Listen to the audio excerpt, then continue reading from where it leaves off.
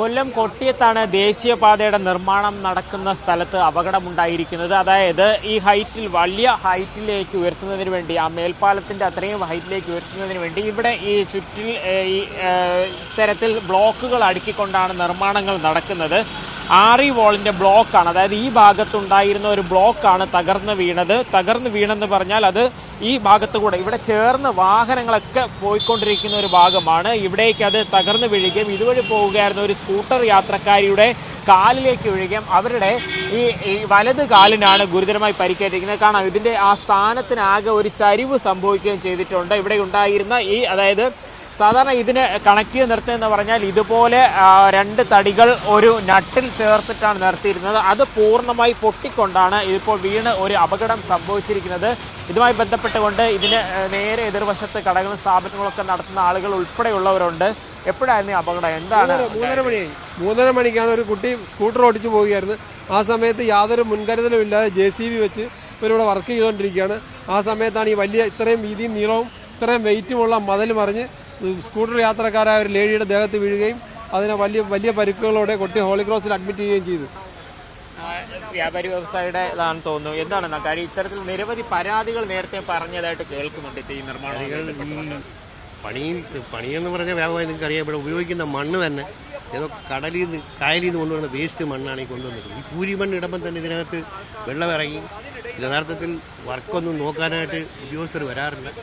ഏകദേശം 4 മാസത്തോളമായി ഇവിടെ ഇങ്ങനെ ഇത്രയും ചെയ്ത് ട്രാഫിക് ഇത്രയും ബ്ലോക്കായി എങ്കിൽ പോലും സുരക്ഷിതമല്ലാത്തല്ലേ വണ്ടികൾ ചേർന്ന് എന്നുള്ളത് യാഥാർത്ഥ്യമാണ്. ഇവിടെ മാത്രമല്ല, ഈ വർക്ക് മുഴുവനായി സുരക്ഷിതമല്ല. കഴിഞ്ഞ 2 മാസങ്ങൾക്ക് മുമ്പ് തന്നെ ആ VSA ജംഗ്ഷൻ്റെ നേരെ ഫ്രണ്ടിലുള്ളത് ആ സ്ഥലങ്ങൾ തന്നെ 2ആയി പിളർന്നു.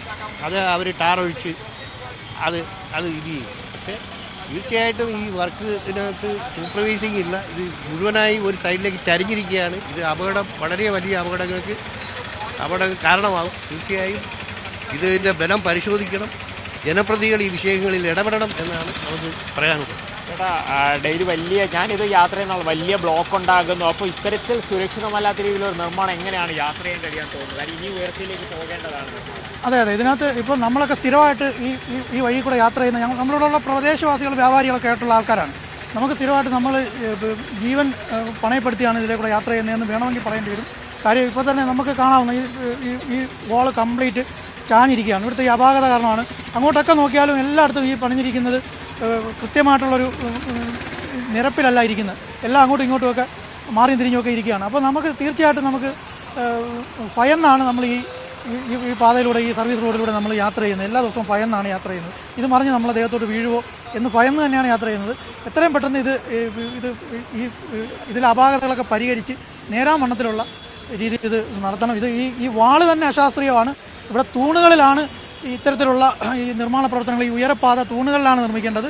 ഈ 6 വാള് കേരളത്തിലെ ഭൂപ്രകൃതിക്കും ഇവിടുത്തെ ജീവിത സാഹചര്യത്തിനും പറ്റിയ ഒരു സാധനമല്ല. ഇത് ഞങ്ങൾ പലതവണ പറഞ്ഞിട്ടുള്ളതാണ്. ഇതാരും ചെവിക്കൊണ്ടിട്ടില്ല. ഇത്തരത്തിലുള്ള അപകടങ്ങൾ ഇനിയും തുടർച്ചയായിട്ട് ഉണ്ടാവാനാണ് സാധ്യത.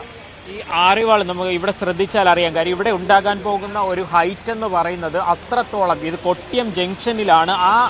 ആ മേൽപ്പാലത്തിന്റെ അത്രയും ഉയരത്തിലേക്ക് ഈ 6 വാൾ നിർമ്മിച്ച് കയറ്റേണ്ടതായിട്ട് വരും. അപ്പോൾ എന്തായിരുന്നു ഇതിനുള്ള ഒരു ഉറപ്പ് എന്നുള്ളൊരു സംശയമാണ് പ്രധാനമായിട്ടും ഉയരുന്നത്. ഈ പരിക്ക് പറ്റിയിരിക്കുന്നത് ഉമേനല്ലൂർ സ്വദേശിനിയായിട്ടുള്ള തസ്ലീമയ്ക്കാണ് പരിക്കേറ്റിരിക്കുന്നത്. കാലിനാണ് പരിക്കേറ്റിരിക്കുന്നത്. ഇവരെ കൊട്ടിയത്തിന് സമീപത്തുള്ള ഒരു സ്വകാര്യ ആശുപത്രിയിലേക്ക് മാറ്റുകയും ചെയ്തിട്ടുണ്ട്. അപ്പോൾ ഈ അപകടമുണ്ടായിരിക്കുന്നത്, അതായത് ഈ സ്കൂട്ടറിലാണ് അവർ യാത്ര ചെയ്തത്. ഈ സ്കൂട്ടറിൻ്റെ ഈ ഒരു വശത്തേക്കാണ് ആ ഒരു കോൺക്രീറ്റ്, ആ സ്ലാബ് മറിഞ്ഞു വീഴുകയും അപകടം സംഭവിക്കുകയും ചെയ്യുന്നത്.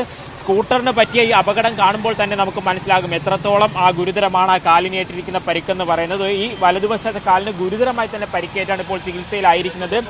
നിരവധി പരാതികൾ ഇത്തരത്തിൽ ഉയർന്നു വരുന്നു. അപ്പോൾ ഈ 6 വാളിന്റെ കാര്യത്തിൽ എന്താണ് ആളുകൾക്കൊരു സുരക്ഷ നൽകാൻ കഴിയുക? നമുക്ക് തന്നെ അറിയാം, ഈ വൈകുന്നേര സമയമാകുമ്പോൾ വാഹനങ്ങൾ ഇങ്ങനെ നിരയായി പോയിക്കൊണ്ടിരിക്കുകയാണ്. അപ്പോൾ കൂടുതൽ അപകടമുണ്ടാകാതെ കൂടുതൽ സുരക്ഷാ സൗകര്യങ്ങൾ ഒരുക്കിക്കൊണ്ടൊരു നിർമ്മാണവുമായി മുന്നോട്ട് പോകണം എന്നുള്ളതാണ് ഒറ്റക്കെട്ടായി നാട്ടുകാരും ഇതിന് സമീപത്തെ വ്യാപാരികളുമെല്ലാം ആവശ്യപ്പെടുന്നത്.